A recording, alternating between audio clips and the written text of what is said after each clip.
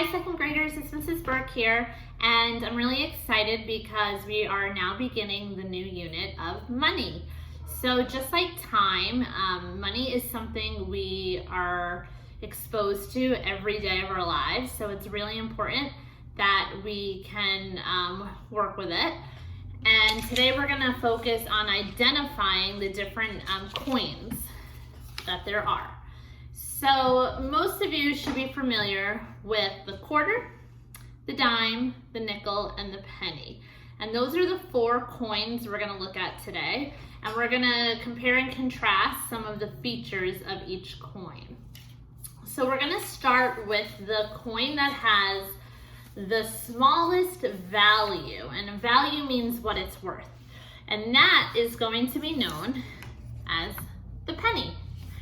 And your penny here, you're going to notice, has an orangish shade to it, okay?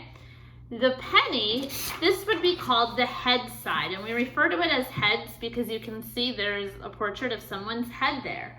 That is Abraham Lincoln, who was one of the presidents of the United States. So on the penny, you're going to see his portrait right there, and you'll also see the date that the coin was created. Now this penny has a value of 1 cent, which means it would take 100 pennies to have a value of $1.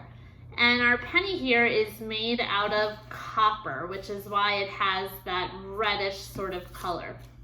Now if we were to flip the penny over to its tail side, it would look like this. And you'll see it says the United States of America. And if you look closely, it tells us the value of our penny, 1 cent. And on the back here is a picture of the Lincoln Memorial, which is a building in Washington, D.C. that was built to honor President Lincoln. So that is our penny, the heads and the tails, all right? So now if we wanted to go to the coin that has the next larger value, it would be the nickel. And looking at the nickel, you're going to notice that it no longer has that orangish color to it. Nickels are made of, they're made of nickel, so it gives it that silver color. Okay, so a nickel has a value of 5 cents. So it would take 5 pennies to equal the same value as 1 nickel. And on the head side of this nickel, you're going to see Thomas Jefferson. All right, that's his portrait right there. And now if we flip the nickel over, we have another building, and this is mistakenly sometimes thought of to be the White House. This is not the White House. This is actually a portrait or illustration of Thomas Jefferson's home, okay? So if you look very closely, it also tells us the value of this nickel, which is 5 cents. All right, so this would be the tail side. So again, we have the heads of a nickel and the tails of a nickel worth 5 cents. Now, if I have 2 nickels, it would give me the same value as 1 dime. And you can ignore these dots for now. We're going to get into that in a few lessons. But this is a dime, and it has a value of 10 cents. So 10 dimes would equal $1.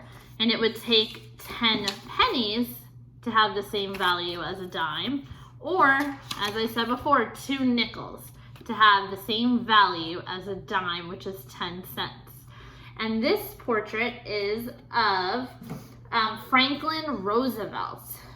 Okay, that's his picture right there, Franklin Roosevelt. And if we look at the tail side, it tells us that this is 1 dime. And here we have a torch in the middle. That's the flame up top. And then we have some olive branches on the sides there. So this is the tail side of a dime. And last, the coin that has the greatest value that we're going to be looking at is the quarter. And the quarter has a value of 25 cents. So it would take 4 quarters to equal a value of $1, right? Or 25 pennies to equal a quarter. And on our corner, we have one of the most recognizable presidents. That is George Washington. And you can, right here it tells us that this is the $quarter. So this is the head side. If we flip it over, this would be the tail side, okay? And this is, this symbol is the presidential coat of arms. So this right here is an eagle, and its wings are stretching out. So this would be our tail side of the quarter. So one thing to note when you're looking at money, the size of the coin does not represent necessarily its value. Because if we look closely, our dime is the smallest coin, but it's not the smallest value. The penny has the smallest value of 1 cent. So this would be 1 cent penny, a 5-cent nickel, right? A 10-cent dime, and finally a 25-cent quarter. So those are the different coins we're going to be working with this week. We'll practice in a few days adding up the total value of coins, but for today, I just want you to practice recognizing which coins are represented based on the different features of them. What president is on it, the head side, even just reading the words. 1 dime, it'll actually tell you. So if it says 1 dime, what is the value of that? Okay, so good luck with this, and start collecting your coins so you can work with them throughout the week, because it's going to be a lot of fun. All right, have a great day, Stuart.